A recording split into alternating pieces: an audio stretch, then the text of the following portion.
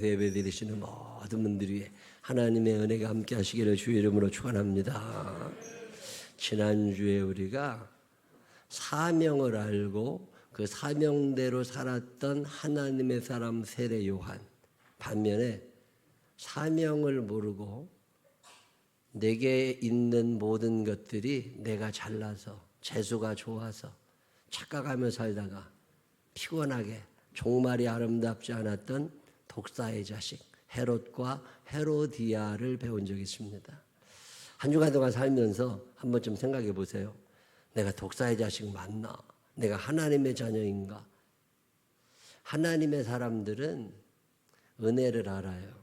근데 하나님의 사람이 아닌 사람들은 은혜를 권리로 알아요. 하나님의 축복을 당연한 것으로 받아들여요. 근데 감사가 없어. 그러다 보면 사는 게 힘들어져요. 회개하라고 외치는 예언자의 소리에도 회개할 기회마저도 놓쳐서 초라하게 사는 사람들이 너무 많은 걸 봅니다. 하루를 살면서 내가 하나님의 자녀가 맞나 한 번쯤 생각해 보시면서 우리의 모습이 독사의 자식에서 하나님의 사람으로 점점 바뀌어가는 멋진 신앙인들이 되시기를 주님의 이름으로 축원합니다. 오늘은 아주 짧은 두 구절이에요. 예수님께서 요단강까지 가셔서 거기서 세례 요한에게 세례를 받으시는 장면이거든요. 세례를 받으셨을 때 예수님이 기도하셨고 기도할 때 하늘이 열렸고 성령님이 비둘기같이 임하셨고 너는 내 사랑하는 아들이요 내 기뻐하는 자라고 하는 이야기가 이 사람 들렸다. 뭐 이런 얘기 오늘 본문 얘기예요. 그냥 쉽게 지나갈 수 있는 얘기인데 궁금한 게 몇 가지 있어요. 그중에 제일 궁금한 게 뭐냐면 여러분 세례가 뭐예요? 세례는 이방인이었다가 유대인이 되겠다고 하는 표시가 세례입니다. 여러 사람 앞에서 나는 이제 하나님의 뜻대로 살 거예요. 이것을 공포하는 걸 세례라고 그래요. 그동안은 내가 독사의 자식으로 살았지만 이제는 하나님의 사람으로 살 겁니다. 이거를 자기 내적인 고백도 있지만 여러 사람 앞에서 선포하는 걸 세례라고 그래요. 그래서 세례를 받는다. 이제는 죄짓지 않겠습니다. 하나님의 뜻대로 살겠습니다. 그런 결심이요. 자, 그러면 그게 세례라면 이게 예수님에게 필요한 건가? 이런 생각 해보셨어요? 여러분의 자녀들이 성경 공부를 하고 와가지고 엄마, 내가 오늘 성경을 배웠는데 예수님이 세례 받으셨대. 근데 예수님이 왜 세례를 받으셨지? 라고 물으면 뭐라고 대답하실까요? 그런 똘똘한 아들을 안 두셨어? 이런 거 애들이 물어본다니까요. 그러면 여러분 뭐라고 대답해야 돼? 그냥 믿어. 그게 안 되잖아요. 목사님한테 물어봐. 저는 이게 되게 궁금했어요. 세례 받으실 필요가 없어. 그분은 원래 하나님의 아들이야. 그분은 세례 받으실 필요가 없는 게 원래 죄가 없어. 회개할 게 없는 분이라고. 그러면 세례 받을 일이 없어요. 근데 왜 그날 예수님은 굳이 세례를 선택하셨을까? 이유가 있습니다. 예수님의 세례는 독사의 자식이 하나님의 자녀로 살겠다고 하는 선포의 의미가 아니라 출정식의 의미가 있어요. 여러분 출정식은 군대 용어예요. 군대에서 출정식 해보셨어요? 무슨 전투, 모의 전투를 시작하기 전에 대대장이, 연대장이, 사단장이 다 모아놓고서 일장 훈시를 한 다음에 군악대가 오고 막 군가를 부르고 함성을 지르고 그리고 완전군장을 하고 출발을 하잖아요. 전투에 임하기 직전에 다 모여가지고 뭔가 큰 의식, 어떤 세레모니를 이걸 출정식이라고 그래요. 여러분 성경에 보면 그리스도인들의 성경은 군인이라고 생각을 하고 있어요. 여러분 읽으셨는지 모르지만 민수기의 1장에 너희는 이스라엘 자손의 모든 회중 각 남자의 수를, 왜 남자의 수를 세라고 그래요? 전쟁에 나가야 될 사람들이 필요해서 그래요. 남자의 수를 세는데 그들의 종족과 조상의 가문에 따라 그 명수대로 계수할지니 이스라엘 중 20세 이상으로, 한 10살은 남자 아니요? 80 먹은 사람은 남자 아니요? 근데 그 사람들은 세지 않습니다. 누구만 세요? 20세 이상 전쟁에 나갈 수 있는 남자들만 세. 왜 그러는 거예요? 지금 이스라엘이라는 이 구조 자체가, 성경의 구조 자체가 군대 개념을 지금 머릿속에 듣고 있는 거예요. 자, 또 다른 말이 뭐냐면 20세 이상으로 싸움에 나갈 만한 모든 자를 너와 아론은 그 진영별로 계수하라. 진영별로. 진영이 뭐예요? 우리가 남진영 집사가 있거든. 이름 뜻도 몰라. 이 진영이라는 말은 남자들 군인들이 떼지어 모여 있는 데를 진영이라고 그래요. 진영별로. 그냥 우리나라 말로 그냥 쉽게 표현하면 그룹으로 나눠 이렇게 해도 되는데 꼭 진영별로. 자, 민수기 2장 2절. 이스라엘 자손은 각각 자기의 진영의 깃발이에요, 군기예요. 군기. 왜 군기라고 그래요? 지금 성경은 군대 개념으로 지금 써주고 있는 거예요. 우리를 하나님의 십자가 군병을 위합니다. 군기와 자기의 조상의 가문의 기호 곁에 진을 치되, 진을 치라고 그래요? 수경을 하라고 그래요? 1박 2일 전교인 수련회를 가는데 텐트 칠 장소가 모자라. 그러면 숙박 시설이 모자라면 밖에 텐트를 쳐야 돼. 그때 여기다 텐트를 치세요 그렇게 얘기를 하지 진영을 만들으라고 얘기하지 않잖아요. 근데 성경은 진영이라는 단어를 써요. 이게 이제 군대 개념이거든요. 진을 치되 회막을 향하여 사방으로 치라. 동방해 돋는 쪽에 진 칠 자는 그 진영별로 유다의 진영의 군기에 속한 자라. 유다 자손의 리더, 유다 자손의 지도자라고 안 하고 뭐라고 그래요? 지휘관은 군대 개념이잖아요. 자, 에베소서 6장 11절에 마귀의 간궤를 능히 데려가기 위하여 하나님의 뭐를 입으라? 전신갑주를 입으라. 군대 개념입니다. 그냥 옷을 입으라고 안 하죠. 머리에 투구를 쓰고 발에 전투화를 신고 검을 짚고 방패를 잡고 다 군대 개념으로 설명을 해요. 성경은 우리들을 하나님의 군사가 되기를 원합니다. 늘 군대 개념이요. 자, 지금 예수님의 세례식을 단순히 세례식으로 이해를 하시지 말고 예수님이 지금 전투에 임하는 출정식이라고 이해를 하시면 돼. 자, 출정식을 하려면 어떤 대단한 결심을 합니다. 내가 이 전쟁에서 꼭 이기고 살아서 돌아올 거다. 모의 전투가 아니잖아요. 옛날 중세시대 칼싸움하고 막 이럴 때 출정식 할 때 대장이 나와서 말 타고 뭐라고 하잖아요. 막 북을 두드리고 막 군기를 막 휘두르면서 소리를 질러대고. 그 출정식을 예수님이 지금 외롭게 혼자 하고 계시는 거예요. 세례 요한 앞에 서서 세례를 받으시면서 결심을 하시죠. 이제 30년 동안 나사렛에서 목수 생활하시는 걸 접고 이제 3년에 공생애를 시작하십니다. 이 공생애를 시작하시면서 어떤 결심이 필요해. 어떤 결심을 하셔야 돼요? 이거 끝까지 가야 되잖아요. 전투는 이기러 가는 건데 예수님이 지금 십자가를 지시기 위한 출발을 하시는 거예요. 하기 싫은 날 많을 거예요. 귀찮은 날도 많을 거고 힘든 날도 많겠지만 내가 이 길을 끝까지 갈 거다. 하나님, 당신이 내게 힘을 주셔서 이 사명을 감당하게 하여 주십시오. 굉장한 결심을 가지고 지금 출정식을 딱 임하고 계시는 거죠. 그리고 출정식을 하시는데 도와주는 사람이 아무도 없어. 나 혼자서 그 길을 가네. 나 혼자서 가야 하네. 누가 대신 쳐줄 수 없네. 나 혼자서 가야 하네. 누가 대신해 줄 수 있는 이 길이 아니니까 내가 이 길을 끝까지 아무도 도와주지 않아. 그래도 내가 이 길을 가야 한다. 대단한 결심을 하고 출발을. 여러분 결혼식에서 이런 결심 해야 하네요. 결혼식이 축제가, 요즘에 결혼식 가보면 또 축제인 것처럼 막 하는데 여러분 이거 정신 똑바로 차려야 될 일이요. 결혼식 끝나기 얼마 안 돼서 이혼하는 사람이 너무 많아. 왜? 호강하려고 해서 그래. 이게 출정식입니까? 결혼식도. 내가 앞으로 이 남자랑 사는데 세상 별일이 많겠지만 별꼴을 다 보겠지만 그럼에도 불구하고 무덤까지 내가 같이 가겠습니다. 이게 결혼식이거든요. 이런 결심하고 했어요? 아니면 그냥 했어요? 이 결심이 안 서니까 가다가 지치면 관두어. 가다가 짚으면 물르려고 그런다니까. 여러분 이 출정식은요 대단한 결심이 지금 필요한 거야. 요단강에서 예수님이 비장한 출정식을 지금 혼자.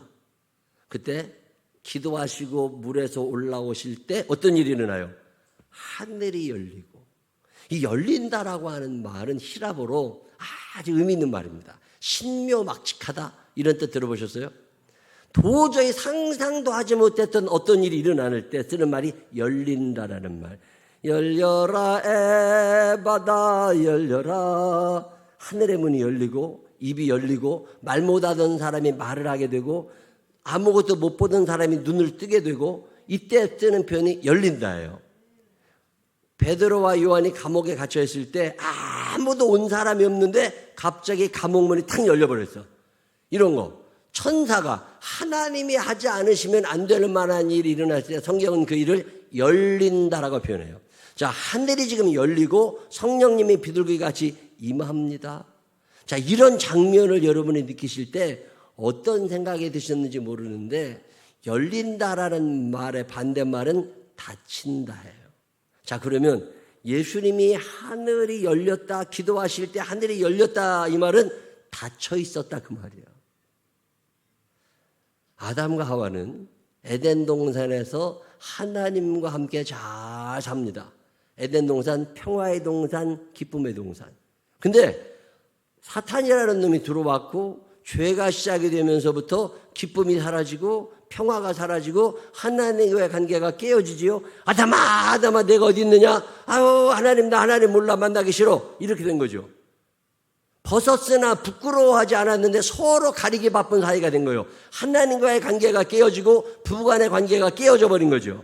깨어지고 나서 더 이상 평화의 동산에 살지 못하고 에덴 동산에 쫓겨나던 날 쫓겨나고 났더니 가시덤불과 엉겅퀴가 있는 땅에 삽니다. 자, 그러면 에덴 동산에 또 들어가면 되잖아. 문이 없었던 그 에덴 동산에 하나님이 문 하나를 만드세요. 출입 금지. 그러면서 요즘 드론이 떠다니는 것처럼 화염검 라타헤렙이라고 그럽니다. 불칼이 에덴 동산 전체를 수비하기를 시작해. 아무도 못 들어와. 이게 닫힌 문이에요. 죄로 말미암아 하나님께로 나아가는 길이 닫혀져 버린 거예요. 하나님이 세상을 그렇게 악하게 만드셨네 아닙니다. 사람이 죄를 지으면서 하나님과 사람과의 관계가 깨어지고 하나님께 나아가는 길이 닫혀버린 거죠. 땅은 저주를 받습니다. 가시와 엉겅퀴가 나기 시작했고 사람들의 마음 가운데 미움이 점점 커져가는 거죠. 사람은 언제 행복한 거냐? 짐승과 사람의 차이가 있어요. 우리가 지난 부흥회 때도 배웠지만 전도서 3장에 보면 이런 말이 있습니다. 하나님이 모든 것을 지으시되 때를 따라 아름답게 하셨고 또 사람들에게는 그 다음에 뭐예요? 영원을 사모하는 마음을 주셨느니라. 개는 없어. 고양이도 이거는 없어. 근데 사람에게는 영원을 사모하는 마음, 다시 표현하면 하나님을 생각하는 마음, 영생, 그 천국을 바라는 마음을 사람에게 주셨다는 거예요. 그럼 고양이가 가만히 앉아가지고 천국을 생각하는 게 아니라고. 고양이가 영혼을 생각하는 게 아니라 사람에게만 이걸 주셨다 그 말이에요. 그럼 사람은 언제 가장 행복한 거냐? 하나님이 주신 영혼을 생각하는 이 마음, 천국에 대한 마음, 영원한 생명, 이것이 만족될 때 행복하다 그 말이에요. 그래서 어거스틴이라고 하는 사람이 무슨 얘기를 한 거예요? 자기가 별짓을 다 하고 살아봤지만 하나님의 품 안에 머물 때 내가 제일 행복했다는 거거든요. 아기들이 엄마의 품 안에서 제일 행복한 것처럼 우리는 하나님이 영원을 사모하는 마음을 주셨기 때문에 이 마음이 만족되기 전까지는 행복하지 않다는 거예요. 에덴 동산에 살 때는 행복했어. 하나님과 함께 했으니까. 근데 하나님에게서부터 멀어진 다음에 불행이 찾아오고 죄가 찾아오고 숭악한 마음들이 생겨요. 독사의 자식이 멀리 있는 게 아니라니까. 내가 독사의 자식이 되어 살아가고 내 안에 죄가 점점 커가고 나 때문에 남들이 힘들어져. 저는 교회를 다니면서 그래도 착하게 살려고 애를 쓰고 살았거든요. 그래도 욕은 안 먹고 살아야지. 이왕이면 착한 사람이 좋잖아요. 나 때문에 남 힘들게 하면 안 되고. 근데 의외로 많이 있어요. 우리 허대석 권사님이 저 고색 골프존 수원에 그런 세 분이서 이렇게 돈을 내서 인수를 하시면서 우리 장인어른이니까 제가 거기를 이제 갔단 말이에요. 그리고 갔더니 건물 앞쪽에 주차장이 열대 때 될 수 있는 주차장이 아스팔트로 잘 해놨어요. 뒤로 돌아갔더니 뒤에도 주차장인 것 같은데 쓰레기장이 있더라고. 주차장이요. 볼 때는 주차해도 괜찮아. 근데 그 쓰레기가 너무 많아. 냄새도 나고. 그래가지고 이거 한 쓰레기 봉지 한 3개만 사다가 치우면 치워지겠다.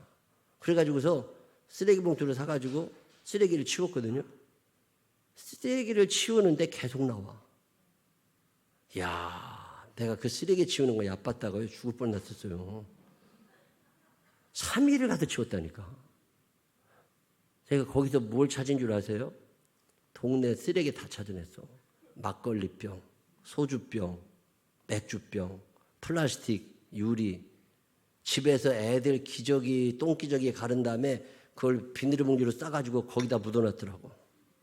그 조경 면적 조금 있는 데다가 거기다 쓰레기를 묻어놓고 자기 집에서 버려야 되는데 버리기 싫은 것들을 거기다 다 파묻어놨어. 그거를 뽑아내니까요. 별의별 게 다 나와. 무슨 골프백, 볼링백, 무슨 그 자동차 시트, 별게 다 나와. 그거를 다 끌어내가지고서 인부를 사가지고 3일을 치웠다니까. 똥냄새가 보통 나는 게 아니에요. 그러니 손님이 오나. 그거를 다 치우고 나서 쓰레기를 다 모았거든요. 모았는데 그게 마대자루로 66개야. 상상이 되세요? 그게 대한민국이요. 그냥 2,000원짜리 쓰레기 봉투 하나 사다가 버리면 돼. 근데 그게 싫은 거예요. 깜깜하거든요. 밤이 되면 거기가. 그러니까 그냥 거기다 갖다가 다 버려. 한두 사람이 버리니까 나도 버리고 너도 버리고 계속 버려가지고 1톤 트럭을 불렀는데 1톤 트럭에 싸다 못 샀어요. 대한민국이 그런 나라예요. 자, 우리가 그러고 사는데 하늘이 열리겠어요? 하나님의 하늘을 닫으시겠지. 저는 차 탈 때 커피 들고 타는 사람들이 싫어. 아니 왜 그거를 먹으면 되는 걸 흘려. 흘리면 지가 치워야지. 그냥 나간다니까. 그럼 누가 치워야 돼? 기사인 내가 치워야 되잖아. 그래서 커피 손으로 가진 사람 출입 금지. 우리 집사람이 이슬해요. 그래가지고 커피 들고 타지 말라고. 커피 들고 잘 안 타. 근데 또 누가 있으면 또 커피 들고 같이 타. 같이 들고 타는 것까지 좋은데 홀짝홀짝 마시다 흘리면 안 되잖아. 내가 하도 지랄 떨어지니까 안 먹어. 그리고 들고 있어. 그러다가 어제 그저께는요 문 열고 나가다가 엎었네. 엎었는데 이 커피를 그냥 다 엎어가지고서 주차장 바닥이 난리가 난 거야. 치워야 돼요, 안 치워야 돼요? 치워야지. 당연히 치워야지. 그러면 차에 있는 걸 다 꺼내가지고 아무 일도 없었던 것처럼 해놓고 가야 되잖아. 당연히 그렇게 해야지. 근데 여러분 주차장 가보세요. 커피가 얼마나 많이 놓여 있어. 감당 못하면 처먹지를 말라는 거야. 근데 그걸 먹어대면서 다 어제 그저께도 식사하고 법조단지에 갔다가 나오는데 창피해가지고 말이야. 외부에서 손님 오신 분들 모셔서 밥 먹고 나오는데 공원에 점심에 젊은 사람들이 먹고 버리고 간 커피통이 수백 개요. 그게 대한민국이요. 하나님의 하늘을 열고 축복하실까? 절대 안 내버. 그런 일 안 일어납니다. 왜 그렇게 심하게 불행하고 자살 인구가 많아지고 싸움이 많아지고 분노가 왜 그래요? 우리의 마음에 의로움이 없어요. 우리의 마음에 거룩함이 없어. 그래도 좀 선하게 하나님의 뜻대로 살고자. 나 때문에 남이 힘들면 안 되잖아. 그런 생각 자체를 못하고 그냥 다 누군가 하겠지. 얼마나 욕하면서 하겠어. 얼마나 욕하면서. 답답. 목사로 살면서 참 답답할 때가 있습니다. 나 때문에 하늘머리 다친 거 아니야? 이런 생각 해보셨어요? 기도가 없을 때 하늘머리 다쳐요. 경제적으로 어렵게 사시는 분들이 참 많습니다. 제가 예수 믿는 지옥 갈 사람들을 말하는 게 아니에요. 천국, 독사의 자식들이 아니라 하나님의 사람들이 가난하게 산다고 하는 건 있을 수도 없는 일입니다. 부유함의 은사를 하나님이 허락하시거든요. 자, 그러면 하늘문이 닫힌 거예요. 제가 우리 교회 11조를 굉장히 강조합니다. 왜 그런 줄 아세요? 자, 말라기 3장에 사람이 어찌 하나님에 가서 도둑질 하겠느냐, 그러나 너희는 나에 가서 도적질하고도 말하기를. 하나님이 우리에게 다 주셨는데 안 주신 거 몇 개가 있다는 거예요. 그 중에 하나가 11조라는 거예요. 이 모든 거 하나님이 주셨다고 하는 것을 믿음으로 고백하고 표현하는 걸 11조라고 그래요. 근데 11조를 드려야 되는데 안 드렸잖아요. 그러면 하나님이 문을 닫으셔요. 이 하늘 문을 닫으시면 10의 구조가 잘 안 쓰여져. 제가 참 넉넉하게 여유 있게 사라지게 된 배경은 뭐냐면 11조 생활을 하니까 하나님이 10의 구조를 활용하는 지혜를 주셔요. 10의 구조가 점점 늘어나기 시작하니까 사는 게 윤택해지고요. 재밌어요, 사는 게. 자, 10절에 뭐라고 그래요? 만군의 여호와가 이르노라 너희의 온전한 11조를 창고에 들여 나의 집에 양식이 있게 하고 그것으로 나를 시험하여 내가 하늘 문을 열고 너희에게 복을 쌓을 것이 없도록 붙지 아니하나 보라. 자, 하늘 문이 닫혀 있는 거예요. 여러분이 사는데 앞으로는 남는 것 같은데 뒤로 믿죠. 그리고 뭐가 되는 것 같은데 사고가 뻥 터지고 제로가 돼버려. 이런 일이 계속 있거들랑 여러분 11조를 생각하시라는 거예요. 아, 하늘 문이 닫혔구나. 그럴 때 빨리 열어야지. 그래서 제가 목사로 살면서 주일 성수, 11조 생활, 기도 생활 이런 걸 강조하는 이유는 하늘문을 여는 열쇠라 그러는 거예요. 그런 유명한 말이 있습니다. 신통하면 인통하고 인통하면 물통한다. 시작. 하나님하고 통하면 사람하고도 통하게 돼 있고 사람하고도 통하게 되면 물질적으로도 통하게 돼 있어. 근데 우리는 신통하지를 못해. 하늘이 막혀 있다니까요. 엘리야 시대에 하늘이 막혔습니다. 사람들의 죄가 너무 커지니까 하나님이 하늘을 막으시니까 비가 안 쏟아져. 비가 안 쏟아지니까 사람들이 사는 게 너무 힘들어. 그러면 회개하고 하나님 앞에 서야 되는데 또 그건 싫어. 그냥 이대로 살고 싶어. 결국 큰 혼란과 재앙을, 불행을. 자, 열왕기상 18장 21절. 엘리야가 보는 백성에게 가까이 나가 이르되 이제 엘리야가 사람에게 다가가서 얘기합니다. 너희가 어느 때까지 둘 사이에서 우상과 하나님 사이에서 자신의 욕심을 채우는 일과 이웃을 사랑하는 일, 하나님을 사랑하는 일 사이에서 머뭇머뭇하려느냐. 이게 머뭇머뭇거리고 사는 거예요. 그러니 뭘 하늘문이 열려.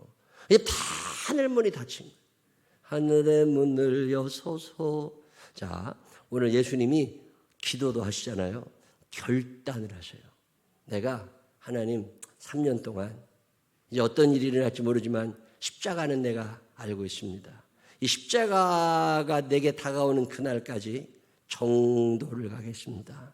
하나님의 뜻대로 한번 살아보겠습니다. 타협하지 않겠습니다. 때로는 외롭고 때로는 힘들고 때로는 억울한 일을 당해도 내가 끝까지 감당하게 싸우니 주여 나를 불쌍히 여기시고 나에게 힘을 공급하여 주옵소서. 이런 결심을 하는 자리가 그 세례식의 자리예요. 여러분 이런 거 결심해 보셨어요? 저도 목사로 결심 많이 합니다. 제가 우리 후배 목사들이나 어떤 세미나 가면 더러 그런 얘기해. 목사는 업종별로 분류하면 전문직인데 그건 세상들이 사람들이 말할 때 전문직이지 내용으로는 서비스업이다. 식당 하는 사람이나 똑같아. 서비스업이야. 그냥 목사는 업종 분류가 서비스업이니까 절대 전문직이라고 생각하지 마라. 서비스업의 특징은 뭐냐면 진상 손님을 만나도 친절해야 돼. 교인들 중에 그런 사람들이 있다 없다. 별 사람들이 많아도 끝까지 귀찮아하지 말고 친절하게. 제가 이거 결심을 한다니까. 왜? 꼭 그런 사람들이 있다 없다. 있지만 나는 친절해야 돼. 왜? 서비스업이잖아. 있지만 나는 귀찮아하면 안 돼. 계속 문자 보내고 계속 전화하고 막 뭐 부탁하시는 분들도 계시잖아요. 그래도 최대한 친절하고 귀찮아하지 말자. 왜? 결심을 해야 되잖아요. 하나님, 내가 목회를 그만두는 날까지 교인들의 모든 일을 내 일로 알고 책임을 지는 자세는 가지고 살되 귀찮아하지 않겠습니다. 결심을 했단 말이에요. 그러면 결심대로 살아야 되잖아요. 그렇다고 너무 귀찮게 하지 말고. 여러분 결혼하고 살면서 결심해요 안 해요? 왜 가정의 문이 닫혀요? 왜 부부간의 문이 닫히고 부모와 자녀 사이가 닫히고 뭔가 다 닫혀 있는 거예요. 그러니까 외로워지고 자살하고 속상해하고 왜 그래? 닫혔다고. 이거를 열 수 있는 길이 있잖아요. 오늘 예수님이 그 길을 말씀하시는 거예요. 그 홀로 아무도 응원해 주지 않지만 혼자 하나님 앞에 하나님 내가 이 사명 감당할 수 있도록 내게 힘을 주시기를 원합니다. 근데 결심을 하고 기도할 때 하늘이 열리면서 성령님이 임하기를 시작하시는 거예요. 성령님이 오시면서 그냥 가신 게 아니라 음성 하나가 들립니다. 너는 내 사랑하는 아들이고 내가 너를 기뻐한다는 거예요. 너는 내 아들이라 오늘날 내가 너를 낳았도다. 하나님이 나 때문에 기뻐. 내가 그 결심을 하고 열심히 한번 해보려고 하는 그 모습을 하나님이 기뻐하신다는 거잖아요. 하나님 앞에 기쁨을 드릴 줄 아는 사람들이 되시기를 바랍니다. 에덴 동산의 문은 닫혀 있어요. 그래서 사람들의 삶이 피곤해져. 불행해집니다. 짜증이 나. 근데 예수님이 오셔서 두 번째 아담이신 이분이 오셔서 그 라트 하헤렙이라고 그래요. 화염검을 치워버리시고 담을 없애버리시고 여시는 거예요. 그 사랑으로 그 기도로 그 헌신 그 결단으로 그걸 열어내시면서 우리를 그것으로 인도하시겠다는 거잖아요. 이 하늘이 열린다는 이 표현이 참 마음에 와닿아요. 여러분의 기도로 하늘의 문을 열게 되시기를 바랍니다. 여러분의 선함으로 하늘을 열게 되시기를 바랍니다. 여러분의 온전한 예물로 하늘을 열게 되시기를 바랍니다. 하늘이 열리면 성령이 임하시고 그분이 나를 인도해 가시는데 너는 내 사랑하는 아들이 연애 기뻐하는 자라 다 응원해 주시고 박수 쳐주시면 결국 예수님은 3년의 사역을 잘 감당하시게 됩니다. 저는 때로 나 자신을 돌아봅니다. 나는 독사의 자식의 삶을 사나 하나님의 사람으로서의 삶을 사나. 때로는 독사의 자식이었다가 하나님의 자녀로 갈 때도 있는데 어떤 날은 이게 후진할 때도 있어요. 그럴 때마다 다시금 결단을 하고 그 세례 받았던 때 그때 그 은혜 받았던 때 그 결심했던 때 예수님도 3년 공생애를 하시면서 이 날을 얼마나 되새김질 하셨겠어요. 아, 내가 그때 그렇게 결심할 때 하늘이 열렸고 내가 기도할 때 성령님이 그래 다시 출발. 여러분 살아가는 날 동안 이 결심이 여러분에게도 있어서 우리의 선한 행실로 우리의 기도로 우리의 예물로 하늘이 열리는 이 귀한 경험을 하며 살게 되시기를 주님의 이름으로 축원합니다. 기도하십시다. 하나님 아버지 하늘문이 닫혀있는 것은 아닙니까? 열심히 하는 것 같은데 늘 제자리라면 마이너스라면 무언가 잘못 가고 있다면 혹시 하나님의 하늘을 닫으신 건 아닌가 생각해 보게 하여 주시옵시고 다시 한번 결심하고 기도하고 하나님 앞에 바로 서게 하셔서 엘리야가 기도할 때 하늘을 여셨고 말라기가 기도하며 11조를 강조할 때 또 하늘을 여셨고 예수님이 세례 받으실 때 하늘이 열렸던 것처럼 우리가 하나님 앞에 바로 설 때 하늘이 열리는 복을 허락하여 주옵소서. 가정의 평화롭게 하여 주옵시고 나라가 든든히 서게 하여 주옵시고 우리 개인이 하나님 앞에 바로 서고 교회가 하나님 앞에 든든히 서갈 수 있도록 인도하여 주옵소서. 하늘의 문을 열어주실 줄로 믿사옵고 예수님 거룩하신 이름으로 기도드렸습니다. 아멘.